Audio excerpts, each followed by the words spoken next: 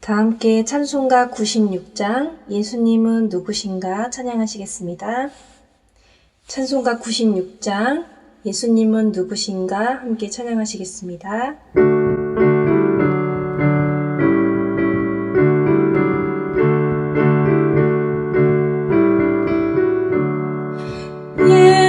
예수님은 누구신가 우는 자의 위로와 없는 자의 풍성이며 천한 자의 높음과 잡힌 자의 노임 되고 우리 기쁨 되시네. 예수님은 누구신가 약한 자의 강함과 눈먼 자의 빛이시며 병든 자의 고침과 죽은 자의 부활되고 우리 생명 되시네.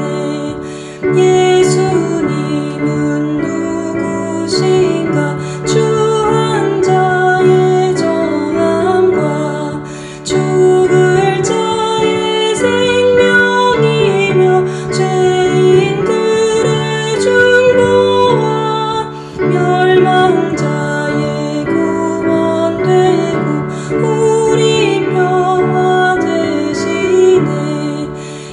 예수님은 누구신가 온 교회의 머리와 온 세상의 구주시며 모든 왕의 왕이요 심판하실 주님 되고 우리 영광 되시네.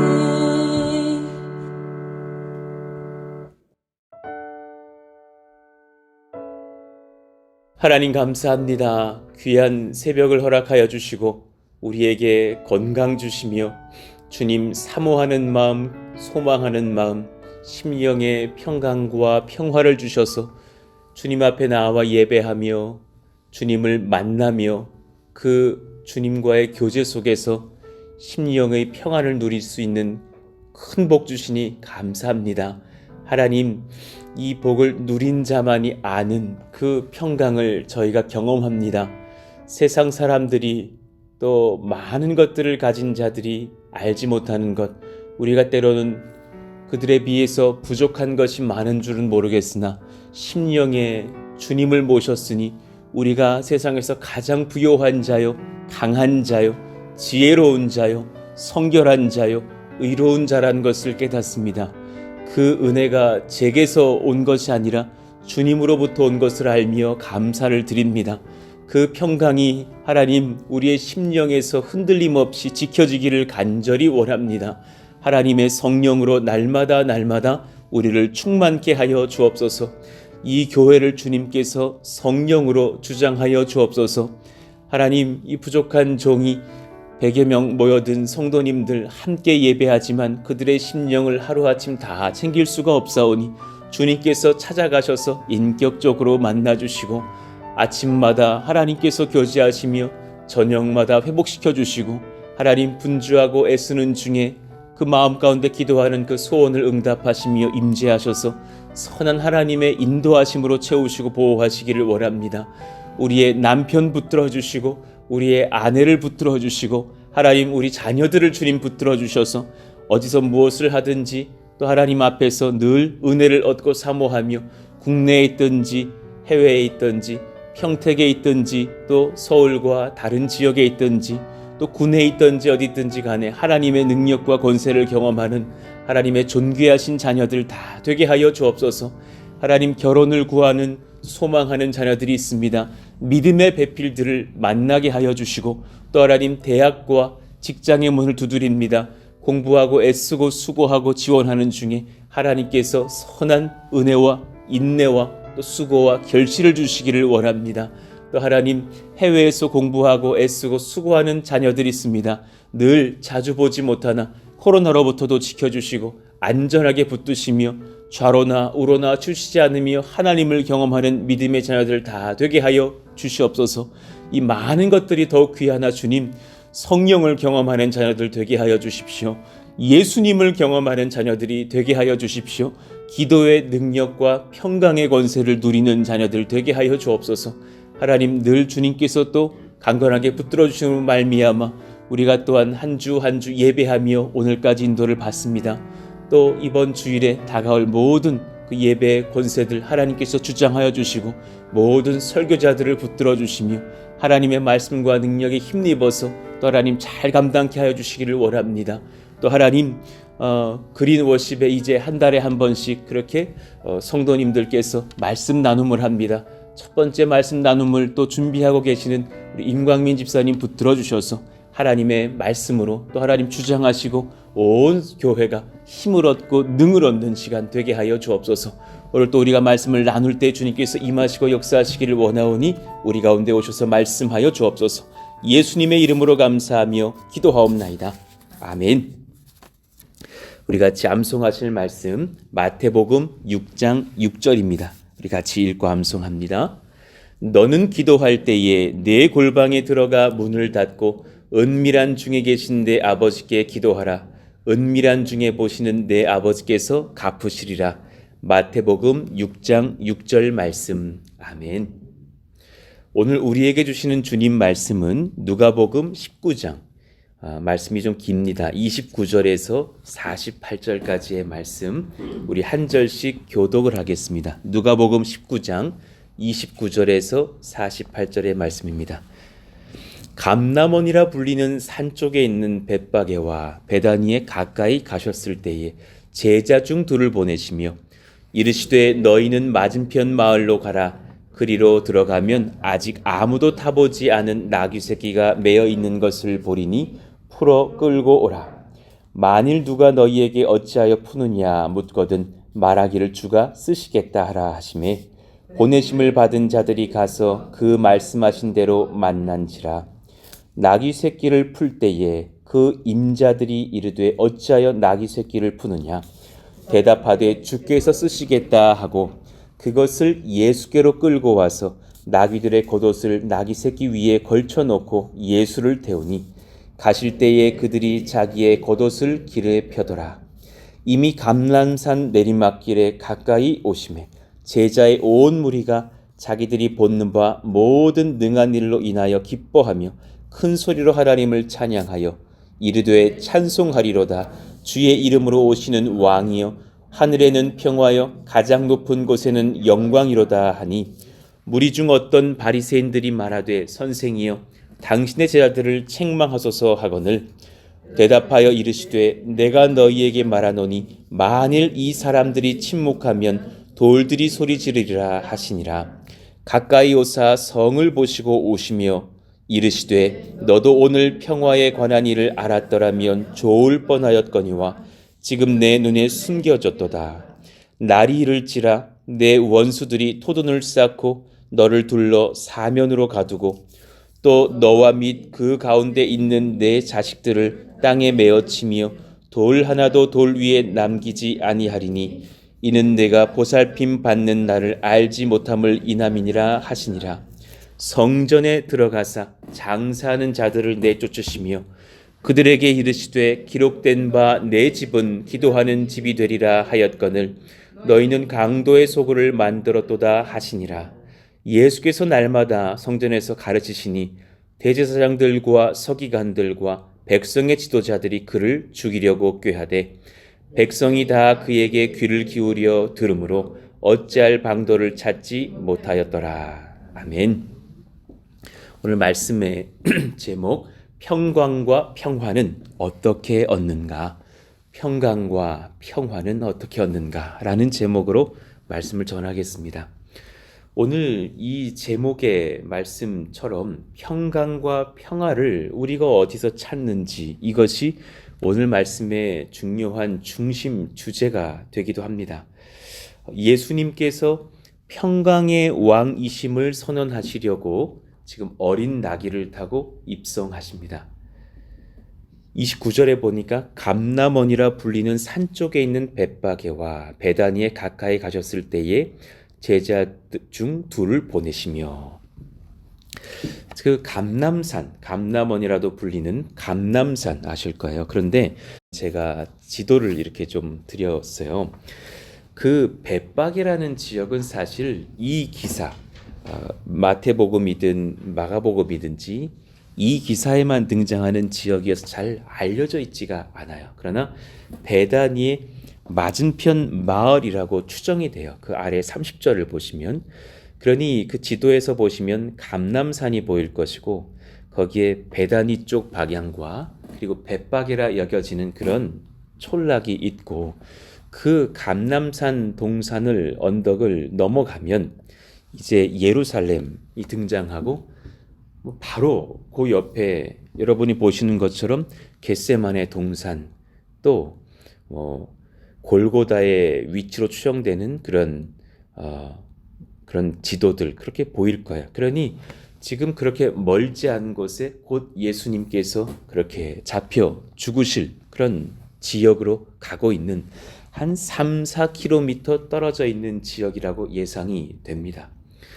그쵸? 3-4km 지금 많이 걸어오시다가 그냥 조금 더 걸어가시면 돼요. 그 당시에 걷는 문화가 익숙했던 시대에 3-4km 못 걷겠어요. 우리도 걸을 수 있는 것인데. 그런데 굳이 거기서 어린 나귀를 끌어다 타시는 의도가 본인이 어떤 분이신지, 평강의 왕이신 것을 선포하시려는 의도라는 것을 깨닫습니다. 30절에 이르시되 너희는 맞은편 마을로 가라. 그리로 들어가면 아직 아무도 타보지 않은 나귀 새끼가 매어 있는 것을 보리니 풀어 끌고 오라. 이 말씀은 일전에도 제가 한번 설교했지만 스가랴서 9장에 그 말씀의 예언의 성취라고 볼 수 있습니다. 9절 이유를 보시죠. 시온에 따라 크게 기뻐할지어다. 예루살렘에 따라 즐거이 부를지어다. 보라, 내 왕이 내게 임하시나니 그는 공의로우시며 구원을 베푸시며 겸손하여서 나귀를 타시나니 나귀의 작은 것 곧 나귀 새끼니라. 내가 에브라임의 병거와 예루살렘의 말을 끊겠고 전쟁하는 활도 끊으리니 진정한 평강과 평화가 나로부터 도래할 것이다. 그가 이방 사람에게 화평을 전할 것이요 그의 통치는 바다에서 바다까지 이르고 유브라데 강에서 땅끝까지 이르리라. 그 평강과 평화의 선언이 전 세계로 확산되어 나갈 것이다. 바다를 넘나들며 증거될 것이다. 선교의 역사를 말씀하시는 것이죠. 11절 또 너로 말할진대 내 언약의 피로 말미암아 내가 내 갇힌 자들을 물 없는 구덩이에서 놓았나니. 너로 말할진대 그 너가 예수님이시죠.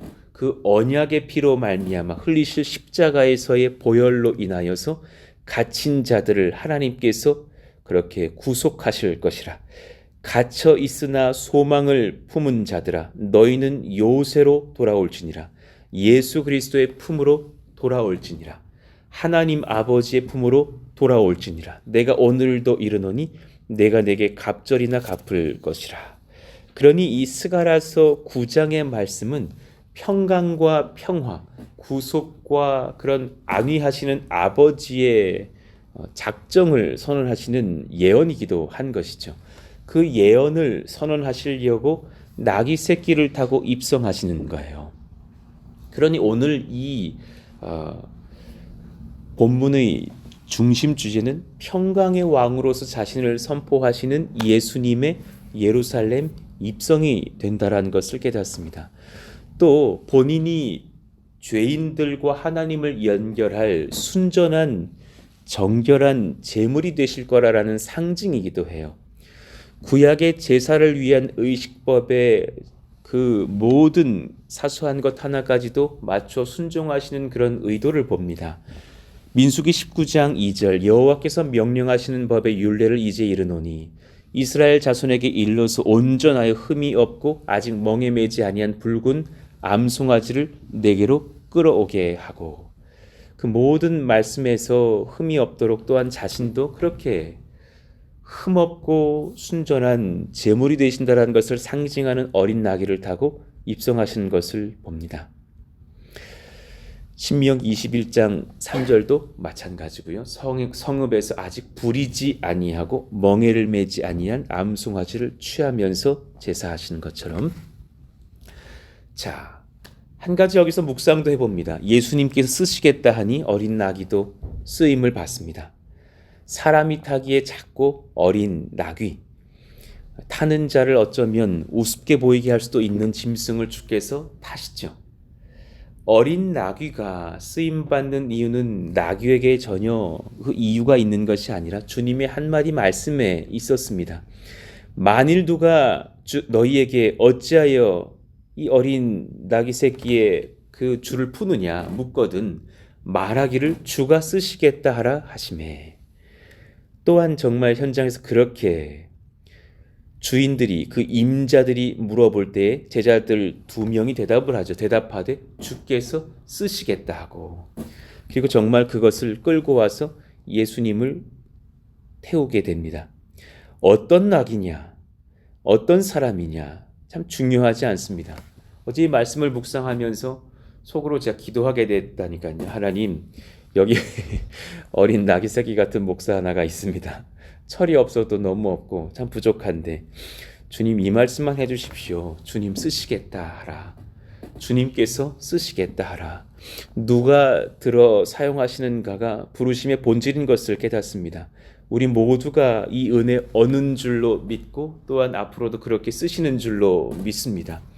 우리 또한 은혜 중에 부르시고 들어서 쓰시려고 주께서 예루살렘으로 입성하셨고 평강의 왕이신 주께서 우리를 그렇게 화평케 하사 변화시키사 정말 주님 앞에서는 턱없이 부족한 우리들을 부르시고 동역하게 하십니다.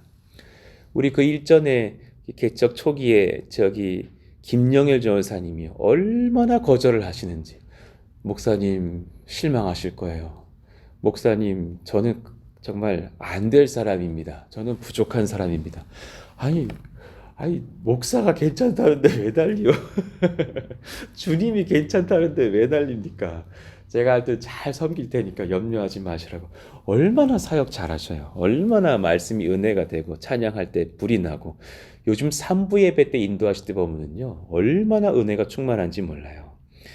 하나님께서 본인의 그런 고백과 상관없이 능력의 종으로 쓰시는 것을 봅니다. 예수님께서 예루살렘에 입성하실 때에 무리들이 주를 찬양합니다. 평화의 왕으로 오시는 예수님을 찬송할 때에 그 찬송을 주께서 기뻐하셨다고 누가복음은 강조를 하고 있고, 그 찬송을 부르던 무리들을 제자들이라고 표현하고 있습니다. 예루살렘 입성 시에 제자들과 주를 따르는 무리들의 그 찬양, 예수님께서 그간에 행하셨던 모든 능력과 권세에 대한 찬송이었어요. 그리고 사람들은 바로 직전에 지나치셨을 그 베다니를 오는 동안 최근에 그 지역에서 일어났던 가장 큰 사건, 충격과 정말 하나님을 향한 두려움을 일으켰던 사건, 죽었던 나사로가 무덤에서 그 돌문을 치워주었을 때에 그렇게 베옷을 입은 채로 걸어 나왔던 그 놀라운 죽은 자를 살리시는 예수님의 권세를 보았을 것입니다. 그 외에도 예수님의 허다한 권능들을 직간접적으로 보고 들었음이 분명하겠죠. 그래서 그 하나님의 아들 우리 주 예수님의 권세를 찬송하는 거예요. 자, 그 찬송의 고백이 37절 8절에 있어요. 이미 감람산 내리막길에 가까이 오심에 제자의 온 무리가 자기들이 본 바 모든 능한 일로 인하여, 주님이 행하신 능한 일이겠죠, 기뻐하며 큰 소리로 하나님을 찬양하여, 38절 같이 읽어봐요. 이르되 찬송하리로다 주의 이름으로 오시는 왕이요 하늘에는 평화여 가장 높은 곳에는 영광이로다 하니. 또한 그렇게 찬송할 때 평화의 왕으로 오시는 주님을 찬송하는 거예요. 이 표현은 하나님을 찬송할 때 쓰였던 표현들이 집약된 찬송시였어요. 그러니 단지 지금 내 눈앞에 보이는 사람, 놀라우신 사람 예수님을 찬송하는 그 표현이라기보다도 그분을 보내신 주께서 우리 하나님이십니다. 사실은 그 찬송을 주님은 받으시면서 예수님이 곧 구주이십니다. 하나님이십니다라는 찬송으로 받으시죠.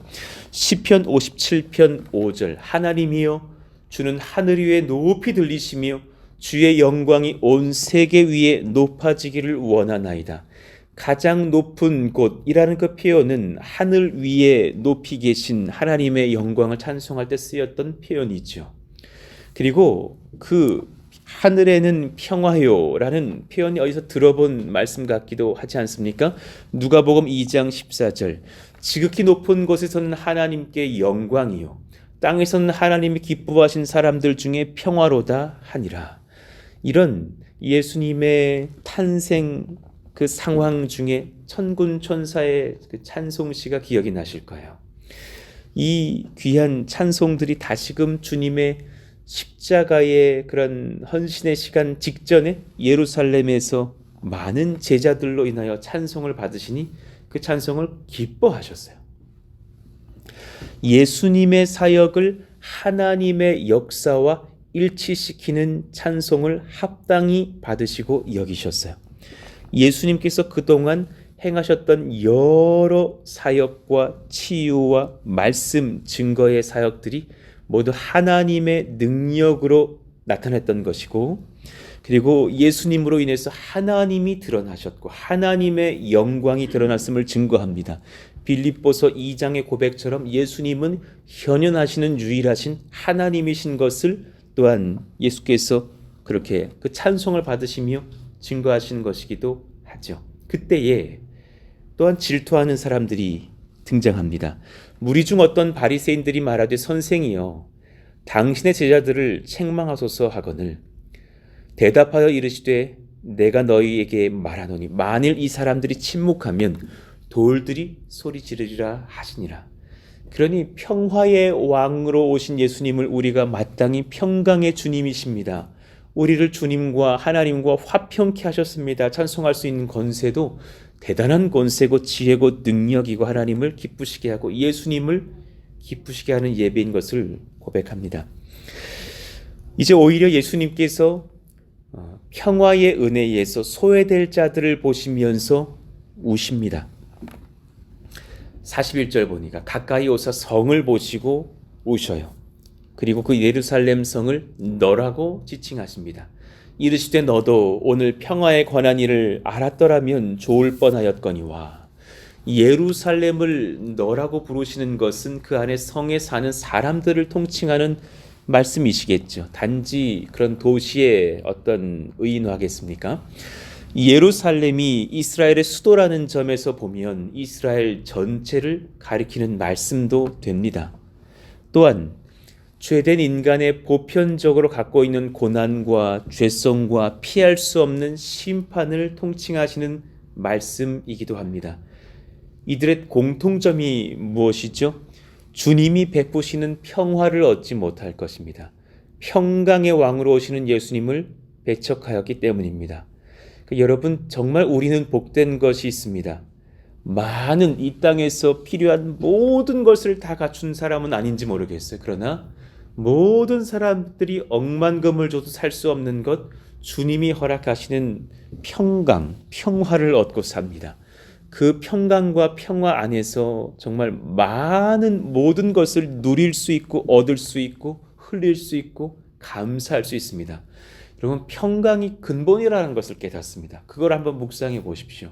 그래 얼마 전에 몸에 고열이 나니까는 자꾸 누가 아무도 없는데 자꾸 누가 나를 때리더라고요. 온몸이 두들겨 맞은 것처럼 아프다.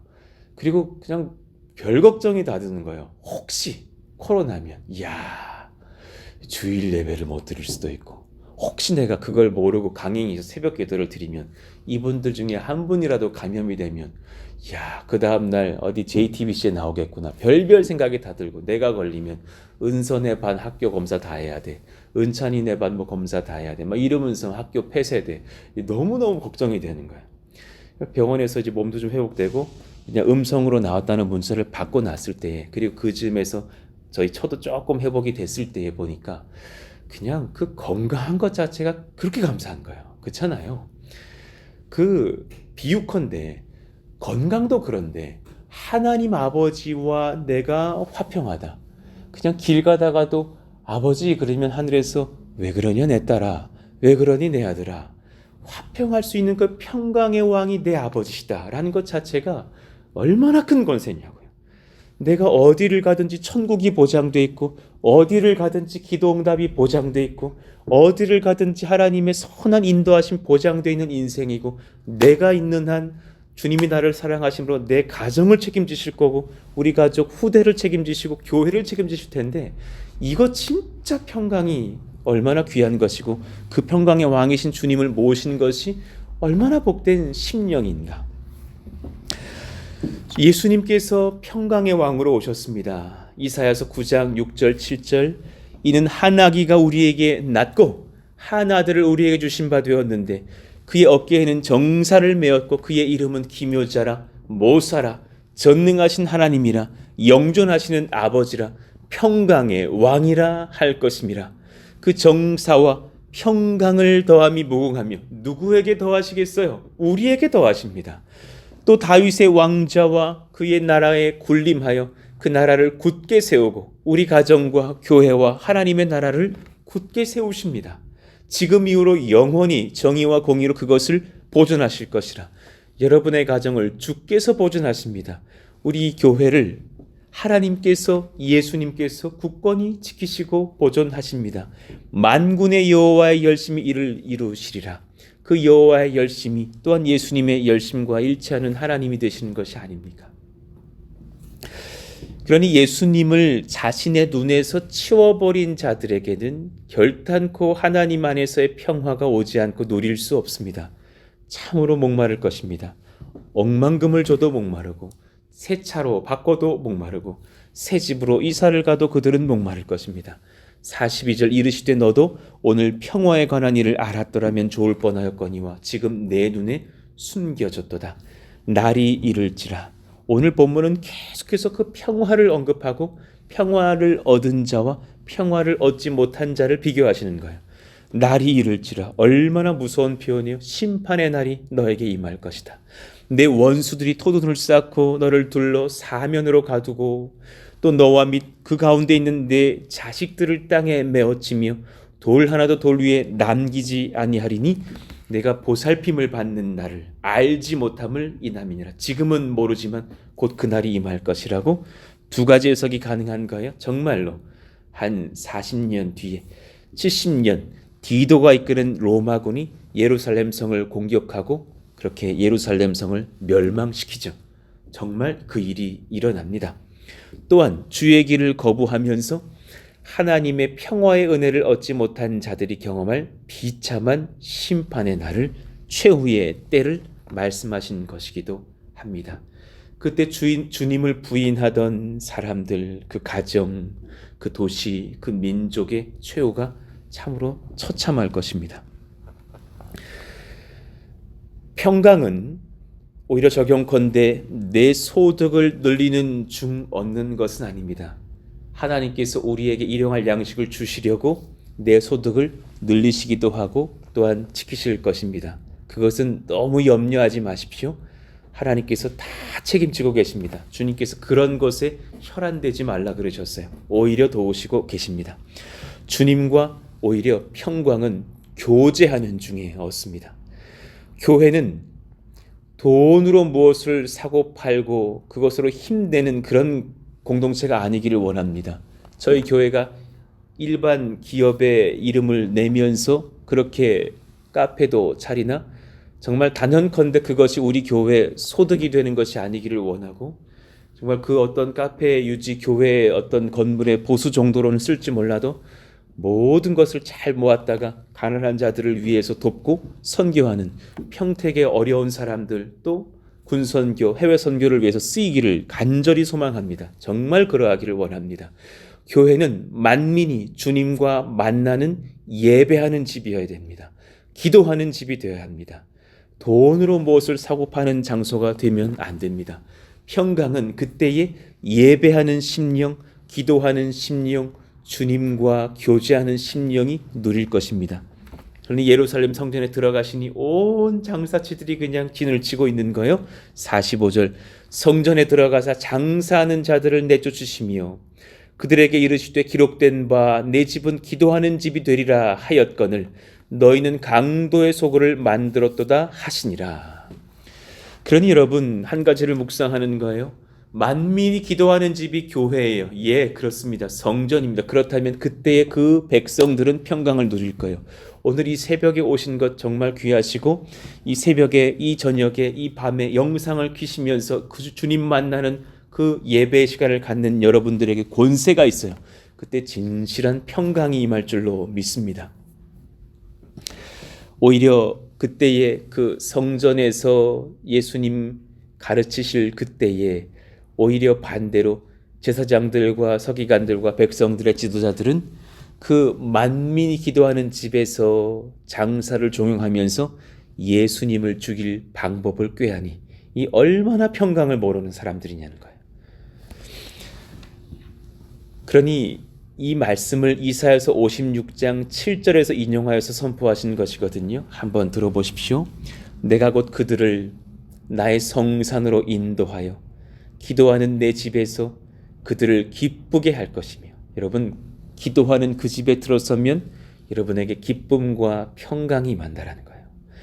그들의 번제와 희생을 나의 제단에서 기꺼이 받게 되리니, 그 희생이 누구예요? 예수님 아니십니까? 이는 내 집은 만민이 기도하는 집이라 일컬음이 될 것임이라. 이사야 53장 이후에 주님의 순교하실 것을 표현하신 뒤에 등장하는 56장의 말씀이니 그 번제와 희생은 이미 언급된 거예요. 예수님의 죽으심 속에서 만민이 기도하는 집에 모여서 기쁨을 누릴 것이라고. 기도하는 중에 주께서 우리에게 기쁨과 평강을 주셔요. 그 중심에 우리 주 예수님과의 이 연합과 교제와 그분을 향한 찬송이 있음을 고백합니다. 하나님께 우리가 이 시간 기도하기를 원해요. 하나님 그 평강 놓치지 않기를 원합니다. 오늘 우리 96장 한번 부르시고 기도하시고 또 나아가시죠. 1절, 3절 한번 부르시기를 원하는데, 정말 예수님은 누구신가? 주님을 영접하는 그런 시간대에 또 임종을 앞두고 있을 때 제가 꼭 성도님들에게 불러드리는 찬송 중에 하나였어요. 정말 음정에서는 웅장한 클라이막스도 없는 찬송이지만 얼마나 큰 권세가 있는지, 예수님은 우는 자의 위로가 되시고 없는 자의 풍성이며 천한 자의 높음이며 잡힌 자의 노임이고 우리 기쁨이 되십니다. 3절, 참 제가 좋아하는 절이 3절인데 추한 자의 정함이 되시고 죽을 자의 생명이시며 죄인들의 중보이시고 멸망자의 구원이 되시고 우리의 평화가 되십니다. 하나님 감사합니다. 그 아들 보내주시고 그 아들 제가 만나게 하시고 그 아들의 이름으로 예배하고 기독회도 하시니 감사합니다. 주님 이 평화를 거두지 마시고 내 영원토록 그 예수님 안에서 누리기를 원합니다. 같이 부르시고 기도하시죠. 예수님은 누구신가? 우는 자의 위로와 없는 자의 풍성이며 전한 자의 높음과 잡힌 자의 노임 되고 우리 기쁨 되시네. 예수님은 누구신가? 추한 자의 정함과 죽을 자의 생명이며 죄인들의 중보와 멸망자의 구원되고 우리 평화 되시네. 아멘. 하나님 그 은혜 우리가 잃어버리지 않기를 원합니다. 만민이 기도하는 집에 나와서 주님 앞에 엎드릴 때 우리 가운데 그 평강을 선포하여 주옵소서. 오늘 말씀 붙들고 또 기도하시기를 원하고, 건축의 모든 여정 중 얼마 전에 또 5천만 원 그리고 2천만 원 또 지급하면서 지금 뭐 물질적으로는 이제 드릴 만큼 또 드렸고 또 모아가야 될 때에 이제 건축 PF를 하나님 앞에 간구해 봅니다. 조기민 집사님 중심으로 해서 열심히 수고하면서 이번 주 그렇게 문서를 마무리하면서 다음 주 이제 이후에는 이제 제출하려고 준비하고 있는 모든 상황 중에 있는데, 애쓰고 수고하는 또 주의 종 또 밤을 새시면서 또 문서를 준비하고 분주한 중에 있습니다.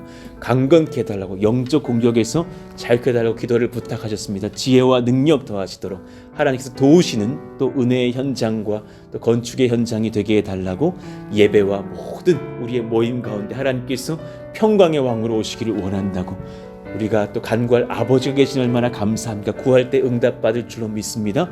가정과 또 중보하는 이웃들을 위해서 기도해 주시기를 원합니다. 오늘 말씀 붙들고 주여 부르짖고 기도합니다. 주여! 하나님 감사합니다. 하나님께서 도우시고 이끄시고 다스리시기를 원하오. 성령께서 주관하시고 인도하여 주옵소서. 평강의 왕, 평화의 왕으로 오시는 주님, 우리가 주님을 찾고 구할 때에 하나님께서 오시고 이끄시고 지도하시기를 원하오니, 성령님, 만민이 기도하는 집에서 주님 부르짖고 주님을 누릴 때에 평화의 왕으로 오시는 주님 경험하며 힘을 얻고 나아가는 저희들 다 되게 하여 주옵소서.